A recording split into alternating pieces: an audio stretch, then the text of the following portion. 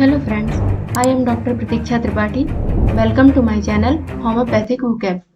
आज हम लोग देखेंगे फंडामेंटल और कार्डिनल प्रिंसिपल्स ऑफ होम्योपैथी. तो आइए स्टार्ट करते हैं. जो फंडामेंटल और कार्डिनल प्रिंसिपल हैं, ये हमारे होम्योपैथी के पिलर हैं. बिना इनके होम्योपैथी पॉसिबल नहीं है. इनको डॉक्टर हैनीमैन जी ने अपनी book organ of medicine and philosophy में मेंशन किया था. ये 7 है और इनका डिटेल डिस्क्रिप्शन हम लोग आगे देखेंगे. तो आइए देखते हैं, स्टार्ट करें. Every science has certain basic guiding principles. Homeopathy is also a science. It also has some fundamental principles which were discussed by Hahnemann in different section of his Organon of Medicine and Philosophy. Doctor Hahnemann ji कहते हैं कि सभी science के कुछ न कुछ basic principles होते हैं, गाइडिंग प्रिंसिपल्स होते हैं, जिनके बेसिस पे वो साइंस वर्क करती है. उसी तरह होम्योपैथी भी मेडिकल साइंस की ब्रांच है. इसके भी कुछ बेसिक प्रिंसिपल हैं, फंडामेंटल प्रिंसिपल्स हैं, जिनको उन्होंने अपनी book organ of medicine and philosophy में मेंशन किया है. उसमें उन्होंने डिफरेंट सेक्शन बताए हैं और उन्हीं में इनको डिस्क्राइब किया है. तो आइए देखते हैं कौन कौन से बेसिक प्रिंसिपल हैं. Law of similia, law of simplex, law of minimum, doctrine of drug proving, theory of chronic disease, theory of vital force and last one is doctrine of drug dynamization. तो इन्होंने क्या क्या दिए थे? 3 तो ला दिए थे. Law of similia, law of simplex, law of minimum, और 2 इन्होंने दिए थे doctrine, doctrine of drug proving and doctrine of drug dynamization. तो इसमें ड्रग प्रूविंग में ड्रग कैसे प्रूव की गई, कैसे बनाई गई, और डायनामाइजेशन में कैसे उसकी प्रोसेस होती है बनाने की, कैसे ये वर्क करती है, वो बताया गया है. और 2 थ्योरी दी गई, theory of chronic diseases and theory of vital force. तो 2 थ्योरी दी. तो आइए अब देखते हैं इनका डिटेल डिस्क्रिप्शन. तो पहला लॉ है लॉ ऑफ सिमिलिया. इसमें इन्होंने क्या बताया? Homoeopathy is a medical science which depends upon nature's law of cure. Doctor Hahnemann ji कहते हैं कि होम्योपैथी मेडिकल साइंस की ब्रांच है, विच डिपेंड्स जो कि आधारित है, अपॉन नेचर्स लॉ, नेचर मतलब प्रकृति के नियम पर आधारित है. प्रकृति कैसे किसी बीमारी को ठीक करती है, इस पर आधारित है. दैट इज सिमिलिया सिमिलिबस क्यूरेंटर, समान से समान की चिकित्सा, which means like cure like, इस समान से समान की चिकित्सा कर रहे हैं. The word homeopathy is A Greek derivation. ये बहुत ही इंपॉर्टेंट पॉइंट है फ्रेंड्स, आप इसको अच्छे से नोट कर लीजिए, याद कर लीजिए. ये कई एग्जाम में पूछा गया है कि होम्योपैथी कैसा वर्ड है, इसका डेरिवेशन कहाँ से हुआ है. इसके कई ऑप्शन दे दिए जाते हैं कई लैंग्वेजेस के और इसको पूछा जाता है. तो क्या है? ग्रीक डेरिवेशन है ये. इसको अच्छे से आप याद कर लीजिएगा. होम्योपैथी वर्ड कैसे बना है? होम्योपैथी वर्ड बना है होमियोज एंड पैथोज. होमियोज का मतलब क्या होता है? सिमिलर, मतलब समान, और पैथोज का मतलब सफरिंग, समान से समान की चिकित्सा कर रहे हैं कि जिस वजह से बीमारी हो रही है उसी कारण से उसको ठीक किया जा रहा है. ये हमारी होम्योपैथी है और ये प्रकृति के नियम पर आधारित है. According to this system the medicine used must have the capability of producing most similar symptom of the disease to be cured in healthy person. इनका क्या मतलब है?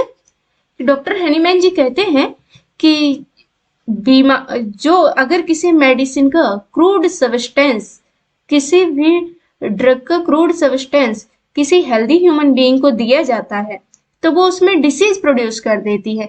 जैसे कि डॉक्टर हैनीमैन जी ने अपना पहला जो एक्सपेरिमेंट किया था सिनकोना बार्क का, कि वो हेल्दी थे और उन्होंने सिनकोना बार्क की 4 ड्रम 2 टाइम्स ली थी और उनको जो सिम्टम प्रोड्यूस हुए थे वो मलेरिया लाइक सिम्टम थे. तो इसी के बेसिस पे उन्होंने बताया है कि जो हेल्दी ह्यूमन बीइंग में अगर क्रूड सब्सटेंस दिया जाए तो डिसीज प्रोड्यूस कर दे रही है, और अगर उसी क्रूड सब्सटेंस से मेडिसिन बनाई जाए और उसको यूज किया जाए तो वो उस बीमारी को ठीक भी कर देती है. तो ये नेचर्स लॉ उन्होंने बताया. कहाँ बताया है? In section 26। सेक्शन जो 26 है, डॉक्टर हेनीमैन जी ने जो अपनी बुक बनाई है ऑर्गन ऑफ मेडिसिन, उसमें कई सेक्शन बनाए गए हैं। तो उसमें जो सेक्शन है 26, उसमें इन्होंने नेचर्स लॉ को मेंशन किया है। Of organ of medicine, Hahnemann gave the therapeutic law as follows: a weaker dynamic affection is permanently extinguished in the living organism by stronger one. तो इन्होंने कहाँ पे दिया है? सेक्शन 26 में ऑर्गेनल ऑफ मेडिसिन जो बुक है उसमें दिया है। और इसको इन्होंने दूसरा नाम क्या दिया है? Therapeutic law of nature. तो ये क्वेश्चन पूछा जा सकता है, कई एग्जाम में पूछा भी गया है कि थेरेपेटिक लॉ ऑफ नेचर किस सेक्शन में दिया गया है। तो इसका आंसर आप लगाएंगे सेक्शन 26। या तो नेचर्स लॉ पूछ लेंगे या थेरेपेटिक लॉ पूछ लेंगे, तो ये दोनों सेक्शन 26 है। और फिर क्या कहते हैं? A weaker dynamic affection. Weaker dynamic affection किसको कहा है? डिसीज के लिए कहा गया है वीकर डायनेमिक अफेक्शन। किसको? डिसीज को। और स्ट्रॉन्गर वन किसे कहा है? स्ट्रॉन्गर वन कहा है मेडिसिन को। तो डिसीज को वीकर क्यों कहा है? क्योंकि वो नेचर की वजह से प्रोड्यूस हो रही है, इसलिए इसको वीकर कहा गया है। इस पर कोई फिक्स वो नहीं रहता है कि ये कब हो रही है, कैसे हो रही है। और जबकि स्ट्रॉन्गर वन मेडिसिन को कहा है क्योंकि हम इसकी पोटेंसी घटा बढ़ा सकते हैं, जब चाहे यूज कर सकते हैं, कितनी भी डोज इसको दे सकते हैं पेशेंट को। और जो स्ट्रॉन्गर वन है वो हमेशा वीक को सप्रेस करती है। तो जो स्ट्रॉन्गर वन मेडिसिन है वो डिसीज को क्योर कर देती है। कैसे करती है? परमानेंटली, हमेशा के लिए उस बीमारी को हटा दे रही है। एक्सटिंक्ट मतलब हटाना। लिविंग ऑर्गेनिज्म, लिविंग ऑर्गेनिज्म से हमेशा के लिए स्ट्रॉन्गर वन मेडिसिन डिसीज को, वीकर डायनेमिक अफेक्शन को हटा देती है। आइए अब आगे देखते हैं। सेकेंड लॉ है लॉ ऑफ सिंप्लेक्स और द सिंगल मेडिसिन। तो इसमें इन्होंने क्या बताया है? In section 272 Hahnemann states that only one single simple medicine is to be given to a patient at a time. ये कहाँ पे दिया गया है? सेक्शन 272। ये भी क्वेश्चन कई बार पूछा गया है कि लॉ ऑफ सिंप्लेक्स इन्होंने कहाँ पे दिया है? सेक्शन 272 में ये सेक्शन में दिया गया है। क्या कहा गया है इसमें? Only one single simple medicine is to be given to a patient at a time. कि हमें जब पेशेंट को देखते हैं, उसको ट्रीटमेंट करते हैं, तो केवल एक ही मेडिसिन यूज करनी चाहिए। हमें ज्यादा मेडिसिन का प्रयोग नहीं करना चाहिए, और वो भी सिंपल मेडिसिन का प्रयोग करना चाहिए। एट ए टाइम, कि एक टाइम पर एक ही मेडिसिन, सिंपल मेडिसिन का यूज करना चाहिए। हमें कई मेडिसिन का एक साथ प्रयोग नहीं करना चाहिए एक ही समय में। क्यों नहीं करना चाहिए? अब इसके कॉजेज देखते हैं। क्या क्या कॉज है? Number 1, remedies we are proved singly. क्योंकि जब हम प्रूविंग करते हैं, मेडिसिन बनाते हैं, तो एक ही मेडिसिन एक समय में बनाते हैं, और उसको जब हम प्रयोग करते हैं, एक्सपेरिमेंट करते हैं, तो वो भी एक ही बार करते हैं, एक ही समय में करते हैं, एक ही मेडिसिन का प्रयोग करते हैं। तो इसलिए हमें एक ही मेडिसिन का प्रयोग करना चाहिए। Only one remedy can be most similar at any time. Doctor Hahnemann ji कहते हैं कि एक समय में केवल एक ही मेडिसिन उसके समान हो सकती है, उसके समान दूसरी मेडिसिन उस समय में नहीं हो सकती है।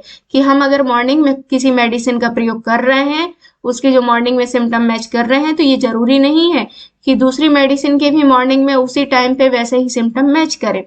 इसलिए हमें एक ही मेडिसिन यूज करनी चाहिए। फिर थर्ड पॉइंट में कहते हैं, if more than one remedy is used, the doctor can not know which remedy was curative. अगर हम 2 से ज्यादा औषधियों का या एक से ज्यादा औषधि का प्रयोग कर रहे हैं, तो डॉक्टर को पता ही नहीं चलता है कि किस मेडिसिन से पेशेंट की बीमारी ठीक हुई है या किससे नहीं। तो इसलिए जब हम एक मेडिसिन देंगे तो हमें पता रहेगा कि हाँ, हमने ये मेडिसिन दी तो उसकी वजह से ही पेशेंट ठीक हो गया है। अब नेक्स्ट पॉइंट देखते हैं। If more than one drug is given in one prescription, कि एक ही प्रिस्क्रिप्शन में अगर हम एक से ज्यादा मेडिसिन का प्रयोग कर रहे हैं, the ingredient drugs may even result in interaction that may have adverse effect। Doctor Hahnemann ji कहते हैं कि अगर हम एक समय में एक से ज्यादा मेडिसिन का प्रयोग कर रहे हैं, प्रिस्क्रिप्शन में दे रहे हैं, तो हो सकता है वो दवाइयां आपस में रिएक्शन कर लें और उस पेशेंट को ठीक करने की बजाय कुछ भी एडवर्स इफेक्ट, गलत इफेक्ट भी शो कर सकते हैं कि उस बीमारी को और बढ़ा दे। तो इसलिए हमें ज्यादा औषधियों का प्रयोग नहीं करना चाहिए। अब नेक्स्ट पॉइंट में कहते हैं, a mixture of more than one remedy in a single dose would constitute a new remedy which would require to be proved. हाँ, ये इंपॉर्टेंट पॉइंट है। डॉक्टर हेनीमैन जी कहते हैं कि अगर हम एक से ज्यादा मेडिसिन का प्रयोग कर रहे हैं, मान लो ए हो गई, बी हो गई, सी हो गई, 3 मेडिसिन है, हमने तीनों को एक साथ यूज कर लिया, तो हो सकता है ये तीनों मिलके कोई नई मेडिसिन बना दे। तो फिर हम अगर तो इसकी तो सिम्टम अलग ही होंगे ना, तो इसलिए हमें ये नहीं करनी चाहिए। अगर ए मैच कर रही है तो हम ए को यूज करेंगे, बी मैच कर रही है तो बी, सी कर रही है तो सी। ये नहीं कि हमने तीनों मेडिसिन थोड़े थोड़े सिम्टम मैच कर रहे हैं तो हमने ले ली और उसका कुछ और ही रिजल्ट निकल आया। अब नेक्स्ट पॉइंट देखते हैं, vital force is single, so the medicine use to correct its disturbances and disharmony should be used singly. Doctor Hahnemann ji कहते हैं कि जो हमारी बॉडी का वाइटल फोर्स होता है वो सिंगल होता है, वो एक ही है, तो इसलिए हमें जो मेडिसिन यूज करना है वो भी सिंगल ही यूज करना है। इसके बारे में हम आगे अभी डिटेल डिस्क्रिप्शन लेते हैं आगे के पॉइंट में। आइए अब देखते हैं next point, law of minimum. ये थर्ड लॉ है, ये कहाँ पे मेंशन किया गया है, इन एफोरिज्म 272 एंड 246। ठीक है, the quantity is minimum yet appropriate for a gentle remedial effect. Doctor Hahnemann ji कहते हैं कि दवा की, औषधि की मात्रा तो कम से कम प्रयोग होनी चाहिए, बट वो पर्याप्त होनी चाहिए। क्या होनी चाहिए, पर्याप्त होनी चाहिए उस मेडिसिन को ठीक करने में। औषधि की मात्रा भले ही कम हो, लेकिन वो उस डिसीज को ठीक कर सकती है, वो भी जेंटल, आसानी से, कि उस पेशेंट को कोई तकलीफ ना हो। जेंटल का मतलब ये हो, रेमेडियल इफेक्ट, आसानी से औषधि का प्रयोग किया जाए।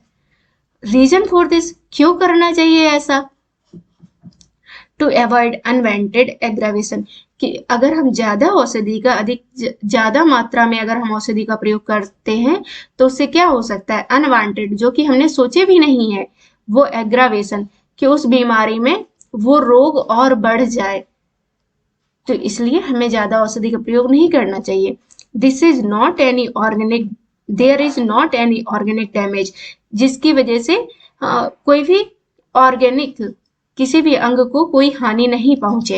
And no addiction and side effect, और ना ही उसकी वजह से हमें उसकी आदत पड़े। एडिक्शन मतलब आदत, कि हमें उसकी आदत भी नहीं पड़े। जैसा कि एलोपैथिक दवाइयों में होता है कि कुछ दवाइयां हमने पेन किलर वगैरह यूज कर ली, फिर हमें रोज उसके लिए वो दवाई ही यूज करनी ही पड़ती है, बिना उसके हम ठीक ही नहीं होते हैं। ये एडिक्शन हो जाता है कुछ दवाइयों से, कि जैसे हमने एंटी एसिड यूज कर लिए, एनाल्जेसिक यूज कर लिए, तो ऐसा होम्योपैथी में नहीं है। इसीलिए कहा गया है लॉ ऑफ मिनिमम, कि हमें कम से कम औषधि का प्रयोग करना चाहिए, जिससे कि उस बीमारी को तो ठीक कर दें और उसकी हमें कोई आदत ना पड़े, ना ही कोई साइड इफेक्ट हो। अब नेक्स्ट पॉइंट देखते हैं, to take full advantage of finest curative property of remedy, जिसकी वजह से हम बहुत ही कम, फाइनेस्ट, कम से कम मात्रा का प्रयोग करते हैं और उससे हमारी बीमारी भी ठीक हो जाए। To maintain the similarity of the sequences of the disease and drug. देखिए ये इंपॉर्टेंट पॉइंट है, क्योंकि इसमें कहा गया है sequence of the disease. Sequence क्या होता है, कोई भी बीमारी हमारी बॉडी में एकदम से तो प्रोड्यूस हो नहीं जाती है, पहले कुछ ना कुछ थोड़ी बहुत एबनॉर्मलिटी आती है, फिर उसके बाद डिसीज बढ़ती जाती है, बढ़ती जाती है, बढ़ती जाती है, और तब फिर वो कोई डिसीज बन जाती है। तो ये कह रहे हैं कि जिस तरह से डिसीज, जिस तरह शुरुआत हुई है, उसी तरह हमें ड्रग का भी, drug was found during drug proving, उसी तरह से हमें ड्रग प्रूविंग के दौरान जो मेडिसिन के लक्षण मिले थे, उसी तरह की हमें मेडिसिन का यूज करनी चाहिए। Action of small and large dose of the same substance is different on living organism. देखिए क्योंकि हम कोई भी मेडिसिन बनाते हैं तो उसकी अलग अलग पोटेंसी होती है, कुछ स्मॉल में होती है, कुछ लार्ज में होती है, और इन दोनों का ही हमारी बॉडी में अलग अलग इफेक्ट होता है। कि अगर कम डोज में किसी मेडिसिन को लिया जा रहा है 30 पोटेंसी में या 3x 6x में ले रहे हैं, तो उसका रिजल्ट हमारी बॉडी में अलग होगा, किसी और डिसीज पे क्योर करेगी। और जबकि वही मेडिसिन अगर हम लार्ज डोज में ले रहे हैं तो उसका रिजल्ट अलग होता है। इसलिए हमें कोशिश करनी चाहिए कि मेडिसिन का प्रयोग कम से कम करें और बीमारी भी ठीक हो जाए। आइए अब देखते हैं आगे। हाँ, इसी में जो इन्होंने ला दिया था, लॉ ऑफ मिनिमम, इन्होंने डॉक्टर माउ पर्टियस जी थे, इन्होंने एक नियम बनाया था, लॉ ऑफ लीस्ट एक्शन। इसमें क्या कहा था इन्होंने, health is a matter of perfect equilibrium between circumstances and vital force, so even a slight disturbance in vital force and circumstances lead to disease in a patient। हाँ, ये important point है, इसको आप अच्छे से समझिएगा। अगर एक बार में नहीं समझ में आ रहा, आप बार बार इसको रिपीट करके सुनिएगा और इसको रखिए। हेल्थ क्या है, health is a matter of perfect equilibrium. Equilibrium होता है मतलब बराबरी होती, समानता होता है। इक्विलिब्रियम तो आप समझते होंगे ना, बैलेंस होना किसी चीज का, किसके बीच में होना, इक्विलिब्रियम बिटवीन सर्कमस्टांसेस, जो हमारे चारों तरफ की परिस्थितियां हैं उनमें, and vital force. Vital force क्या है, हमारी बॉडी की स्पिरिट है। उसी को डॉक्टर हेनीमैन जी ने कहा है कि उसी की वजह से सारी बीमारियां हो रही हैं, डिस्टरबेंस अगर उसमें हो जाए। इसका भी डिटेल डिस्क्रिप्शन देंगे, इसको हमने एक अलग से टॉपिक भी बनाया है जिसको हमने पूरा डिटेल में समझाया है, अभी कुछ दिन बाद उसको भी अपलोड करूंगी। तो वाइटल फोर्स, और जो हमारा वाइटल फोर्स किस में होता है, हमारी बॉडी में होता है। तो हमारी बॉडी में और हमारे चारों तरफ की जो परिस्थितियां हैं, सर्कमस्टांसेस हैं, उनमें अगर इक्विलिब्रियम बना है तो वो हेल्थ की स्टेट है, मतलब हम लोग हेल्दी हैं।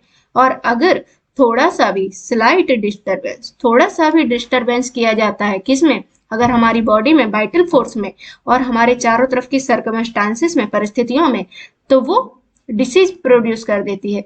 कि उसी हेल्दी ह्यूमन बीइंग में अगर थोड़ा सा भी डिस्टरबेंस किया जाए उसकी परिस्थितियों में या उसमें, उसके स्वयं के वाइटल फोर्स में, तो वो डिसीज प्रोड्यूस कर देती है। अगर दोनों में इक्विलिब्रियम है, बैलेंस बना हुआ है, तो वो हेल्दी स्टेट है। जैसे कि हम लोग देखते हैं कि थोड़ा सा एनवायरनमेंट चेंज हुआ तो हम लोग बीमार हो जाते हैं। क्यों हो जाते हैं, क्योंकि हमारे चारों तरफ जो सर्कमस्टांसेस हैं वो चेंज हुई, उसकी वजह से हमें जुकाम हो गया, खांसी हो गया, फीवर हो गया, तो वो क्या हो गए, डिसीज हो गई। तो ये हेल्थ स्टेट नहीं कहलाएगी। अब दूसरा नियम दिया गया था, लॉ ऑफ फिंके। लॉ ऑफ फिंके ने दिया था, क्या दिया था, the quality of action of homeopathic remedy is determined by it's quantity in inverse ratio. तो इसको आगे के हम वीडियो में देखेंगे कि जो क्वालिटी, जो मेडिसिन की क्वालिटी है वो उसकी क्वांटिटी, मात्रा के इनवर्स में होती है। जो क्वालिटी है वो कैसी होती है, इनवर्स रेशियो में होती है।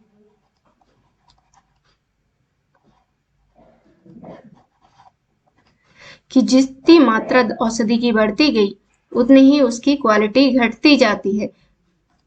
क्वालिटी बढ़ाएंगे क्वांटिटी घटेगी, क्वांटिटी बढ़ाएंगे क्वालिटी घटेगी। इसको मैथ में आप लोगों ने अच्छी तरह से पढ़ा हुआ है कि इनवर्स में क्या हो रहा है। ये चीज हम लोग अच्छे से समझेंगे जब ड्रग डायनामाइजेशन या पोटेंटाइजेशन का टॉपिक पढ़ेंगे, तो उसमें हमें बताया जाएगा कि किस तरह से औषधि की मात्रा हम लोग कम करते जाते हैं और उसकी जो पोटेंसी है वो बढ़ती जाती है।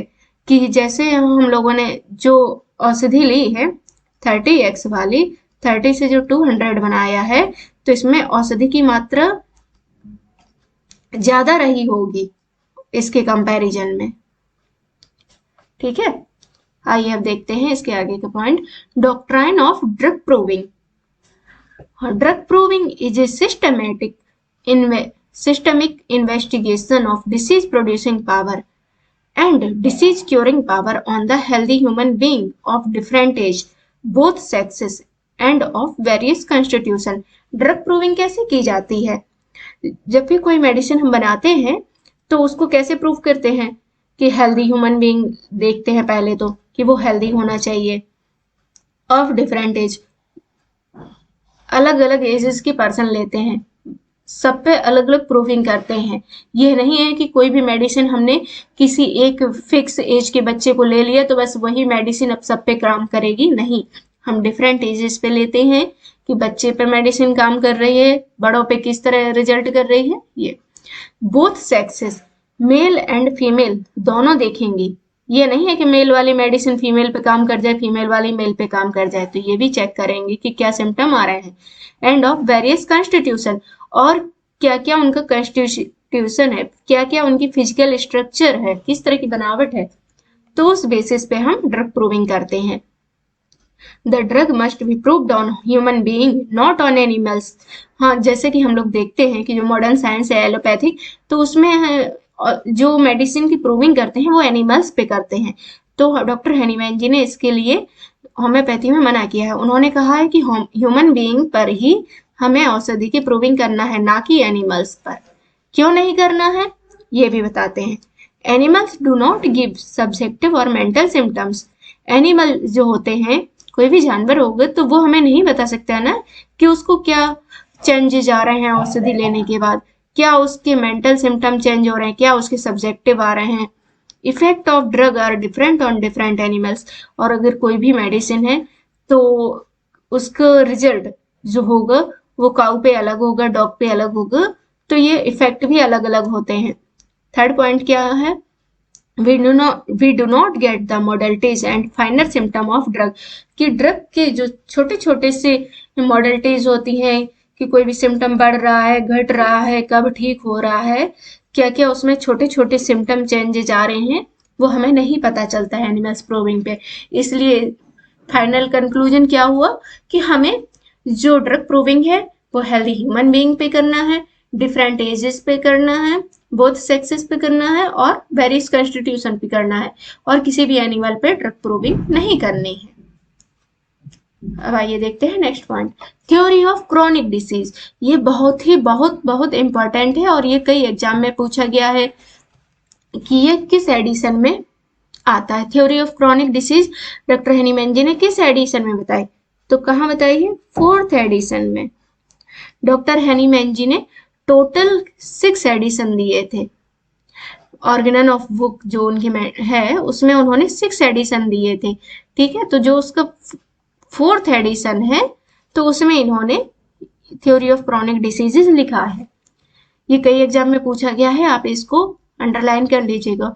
इन her early age of homeopathic practice Hahnemann observed that acute diseases are cured easily while chronic cases return with symptoms at intervals.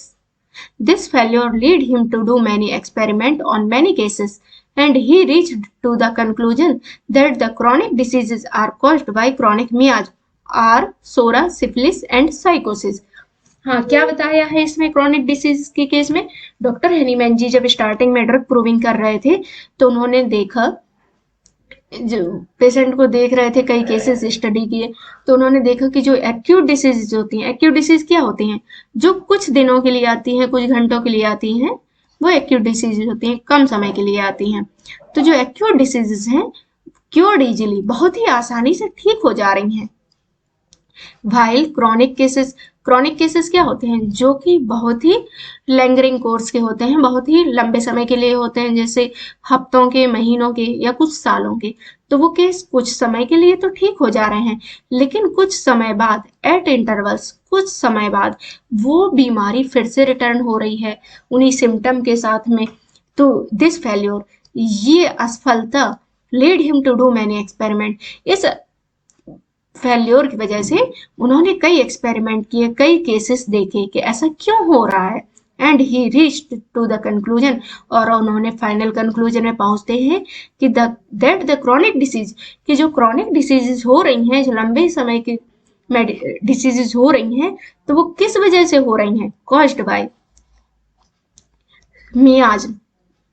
किससे हो रही हैं? क्रॉनिक मियाज्म की वजह से हो रही है। मियाज्म किसको कहा गया है? सोरा, सिफिलिस एंड साइकोसिस। अभी आप केवल इसको वर्ड को याद कर लीजिएगा, आगे की जो मैं वीडियो बनाऊंगी उसमें सोरा सिफिलिस साइकोसिस का डिटेल डिस्क्रिप्शन बताऊंगी आपको कि मियाज में क्या क्या होते हैं। 3 होते हैं, सोरा सिफिलिस साइकोसिस, और इनकी वजह से जो क्रॉनिक डिसीजेज हो रही हैं। तो और ये बहुत ही इम्पोर्टेंट पॉइंट है, इसको आप अच्छे से देख लीजिएगा, कई एग्जाम में पूछा गया है। Psora is the real fundamental cause and producer of innumerable disease. क्या पूछा जाता है? Real fundamental cause and producer of innumerable disease क्या होता है, किस कारण से होती हैं? तो किस वजह से होती हैं? सोरा की वजह से होती हैं। ये आपको ऑप्शन में दे देंगे, सोरा, सिफिलिस, साइकोसिस, ऑल, नन। तो इसमें आपको आंसर लगाना है सोरा।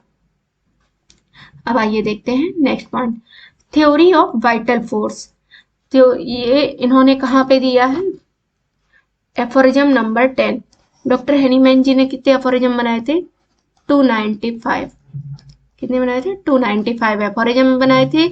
और कहाँ बताए थे? 6 एडिशन में बनाए थे। और किस में दिए थे? ऑर्गन ऑफ मेडिसिन जो बुक है इनकी, उसमें इन्होंने ये सब बताए थे। एफोरिज्म टोटल कितने हैं? 295 हैं। इसी को सेक्शन कहते हैं या एफोरिज्म कहते हैं। तो किस नंबर के में बताया था? 10 में। तो जो 10 नंबर का एफोरिज्म है, तो उसमें वाइटल फोर्स को डॉक्टर हेनीमैन जी ने बताया था। The doctrine was introduced in the 5th edition. ये इंपॉर्टेंट पॉइंट है, देखिए आप इसका एक एक पॉइंट अच्छे से सीरियसली सुनिएगा और याद कर लीजिएगा। चाहे तो आप इसके नोट्स बना लें। कहाँ बताया था? 5th एडिशन में। इसको आप कैसे याद कर सकते हैं? 5th को कैसे लिखेंगे? ये 5th एडिशन में क्या बताया था? Vital force. वाइटल फोर्स कहाँ बताया? 5th में। तो आप इसको, ये 5th हो गया और यहाँ भी ये 5th हो गया। तो इस तरह आप याद कर सकते हैं कि वाइटल फोर्स को किस एडिशन में बताया? 5th एडिशन में बताया। एफोरिज्म किस में बताया? 10 में एफोरिज्म में बताया। हाँ, 5th में तो इन्होंने कहा फोर्स। 5th में क्या कहा? फोर्स। लेकिन जो 6th एडिशन किया, जो 6वां एडिशन बनाया, उसमें क्या किया? जो वाइटल फोर्स था उसको प्रिंसिपल में कन्वर्ट कर दिया।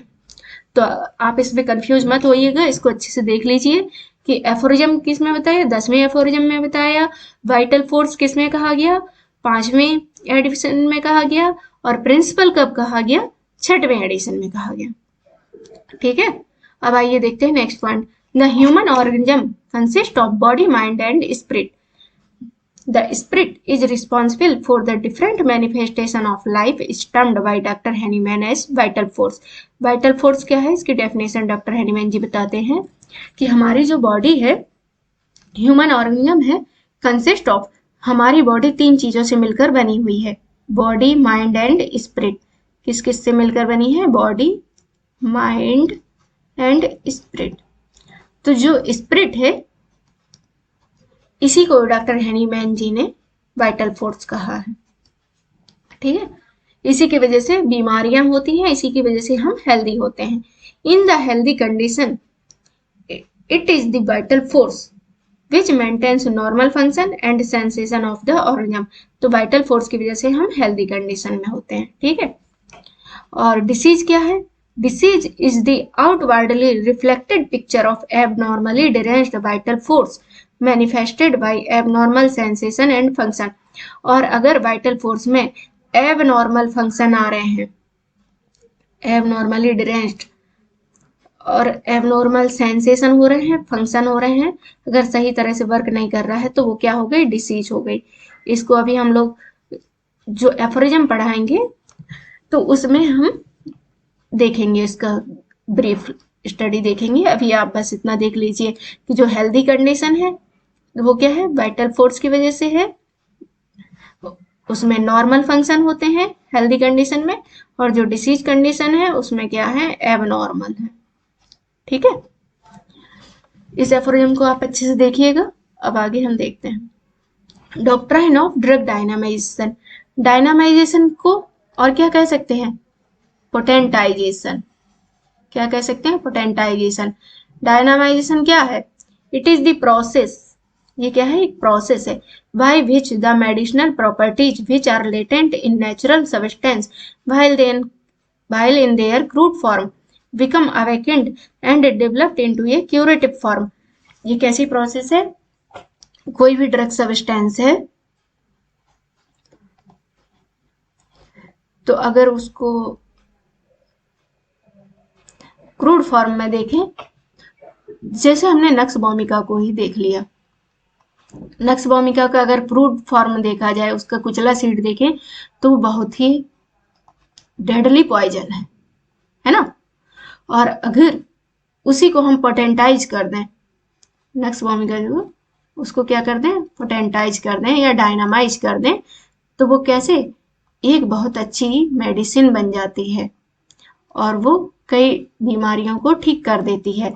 तो क्या है, कोई भी ड्रग सब्सटेंस है, कोई भी हमारी प्रकृति में बहुत सारी चीजें हैं, देखें तो मोस्टली चीजें जो हैं उन सब से औषधि बनाई जा सकती है। तो लेकिन अगर देखा जाए तो क्रूड फॉर्म में वो पॉइजन हो सकते हैं, कुछ भी हो सकते हैं, जबकि उनमें जो मेडिसिनल प्रॉपर्टी है उनमें औषधि जो छिपी रहती है वो छिपी हुई रहती है, लेटेंट फॉर्म में रहती है। कैसी रहती है, लेटेंट फॉर्म में छिपी हुई होती है। और उसी छिपे हुए फॉर्म को बाहर निकालने में, औषधि बनाने में जो प्रोसेस होती है उसको क्या कहते हैं, डायनामाइजेशन। तो क्या हुआ, किसी भी नेचुरल सब्सटेंस, जो भी प्रकृति के सब्सटेंस है, अगर उनके क्रूड फॉर्म से कोई भी मेडिसिन बनाई जाए, क्यूरेटिव फॉर्म में, औषधि फॉर्म में लिया जाए, बनाया जाए, तो उस प्रोसेस को क्या कहते हैं, डायनामाइजेशन। इसको डॉक्टर स्टुअर्ट क्लोज क्या कहते हैं, according to doctor Stuart Close about drug dynamization, homeopathic potentization is a mathematical mechanical process, की एक ऐसी प्रोसेस है for the reduction of crude, inert और poisonous medicinal substance to a state of physical solubility, physiological assimilability and therapeutic activity and harmlessness for uses as homeopathic healing remedies. हाँ, तो क्या कहे हैं इन्होंने, ब्रीफ हम लोग देख लेते हैं सिंपल वर्ड्स में इसको, कि जो भी ड्रग सब्सटेंस है तो वो क्या होता है, इनर्ट फॉर्म में रहता है। कोई भी सब्सटेंस है, ये जरूरी तो नहीं ना कि हम उसको खा लें तो वो हमें डाइजेस्ट हो जाएगा, हम लोग उसको डाइजेस्ट कर लेंगे या हमारी बॉडी में वो सॉल्युबल होगी, हमारी सेल्स उसको एब्जॉर्ब कर लेंगी। तो उसको उसकी इनसॉल्युबिलिटी की सॉल्युबिलिटी में बनाना, ठीक है, किस में कन्वर्ट करना, जो इनर्ट सब्सटेंस था, जो इनसॉल्युबल था, पॉइजनस था, तो उसको किस में कन्वर्ट करना, सॉल्युबल में करना। फिजियोलॉजिकल एसिमिलेबिलिटी, जो इनसॉल्युबल सब्सटेंस थे उनको सॉल्युबल में किया गया, और हार्मलेसनेस में, कि मतलब अब उनको औषधीय में कर दिया। पहले क्या थे, जैसे कुचला सीड जो था पॉइजन, वो क्या था, हार्मफुल था हमारी बॉडी के लिए, और उसको हमने क्या किया, हार्मलेस, पॉइजन था जो कि हमारी बॉडी के लिए घातक था, हमें मार सकता था, उसी को हमने क्या बना दिया, औषधि बना दिया। तो औषधि से वो क्या हो गया, हमारी बॉडी को प्राण देने वाला बन गया ना। तो ये इसी प्रोसेस को कहा गया है ड्रग डायनामाइजेशन, और इसी को स्टुअर्ट क्लोज ने अपने वर्ड्स में दे दिया कि मैथमेटिकल मैकेनिकल प्रोसेस बता दिया उसको, कि इनर्ट को सॉल्युबल में बना दिया, और जो इम्परमिएबल थे उनको परमिएबल कर दिया, हार्मफुल थे उनको हार्मलेसनेस में कर दिया, और क्या हो गया, हीलिंग रेमेडीज और क्यूरेटिव मेडिसिन बना दिया। अब ऐसा क्यों किया गया, ऑब्जेक्ट क्या है ड्रग डायनामाइजेशन के, to reduce medicinal substance to reduce unwanted aggravation and side effect. ऐसा क्यों किया गया, क्योंकि अनवांटेड एग्रावेशन, जो कुछ भी हमने सोचा नहीं है वो भी लक्षण अगर मेडिसिन के प्रोड्यूस हो जाएं, कि कोई भी ड्रग लेने पर हम सीधे सीधे भी तो ले सकते थे, लेकिन उससे क्या हो सकता था कि वो बीमारी तो ना ठीक हो और हमारी एक नई बीमारी तैयार हो जाए। तो और उसका साइड इफेक्ट को रोकने के लिए हमें डायनामाइजेशन की आवश्यकता पड़ी, ठीक है। अब क्या है second point, vital force is dynamic. Vital force जो क्या होता है, डायनेमिक होता है हमारा।